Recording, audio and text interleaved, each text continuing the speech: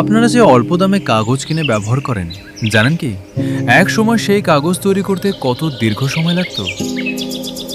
আগে চীনের মানুষ কোনো মেশিন ছাড়াই বাঁশ থেকে হাতে কাগজ তৈরি করত। প্রথমে নরম বাঁশ কেটে নেওয়া হতো, তারপর বাঁশের বাইরের শক্ত আবরণ ছেঁটে ফেলে ভেতরের কোমল অংশ আলাদা করে রাখা হতো। এরপর হাতুড়ি দিয়ে বারবার আঘাত করে বাঁশ ফাটানো হতো, যাতে এর আঁশগুলো আলাদা হয়ে যায়। তারপর সেই আঁশগুলো সারিবদ্ধভাবে পানির নিচে ডুবিয়ে রাখা হতো। একদিন নয়, এক সপ্তাহ নয়, পুরো ৩ মাস। এই দীর্ঘ সময়ে প্রকৃতি নিজেই বাঁশকে বদলে দিত। আঁশগুলো নরম হয়ে উঠত। ৩ মাস পরে সেগুলো তুলে এনে ছোট ছোট টুকরো করা হতো। তারপর গুচ্ছ বানিয়ে চুন মেশানো পানিতে আবার ডুবিয়ে রাখা হতো।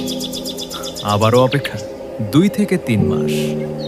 চুন ধীরে ধীরে বাঁশকে আরো কোমল করে তুলত। এরপর সেই বাঁশ বড় পাথরের চুলায় রাখা হতো। নিচে হালকা আগুন জ্বালিয়ে পানি গরম করা হতো, আর তার বাষ্প বাঁশকে আরো নরম করে দিত।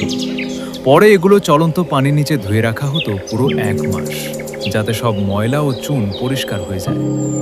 এরপর শ্রমিকরা নরম আঁশগুলো বড় কাঠের হাতুড়ি দিয়ে পিটিয়ে মণ্ডের মতো বানাতো। সেই মণ্ড পানির সঙ্গে মিশিয়ে পাতলা তরল তৈরি করা হতো। তারপর বিশেষ জালের ফ্রেম সেই তরলে ডুবিয়ে তুলে নেওয়া হতো। জালের উপর সমানভাবে পাতলা স্তর জমে যেত। এটাই ছিল কাগজের প্রথম রূপ। শেষে সেই পাতাগুলো রোদে শুকানো হতো। শুকিয়ে গেলে কাঠ বা পাথর দিয়ে ঘষে মসৃণ করা হতো, যাতে লেখার উপযোগী হয়। এভাবেই মাসের পর মাস পরিশ্রম, ধৈর্য আর দক্ষতার মাধ্যমে তৈরি হতো এক টুকরো কাগজ, যেটা আজ আমরা খুব সহজেই কিনে ব্যবহার করি।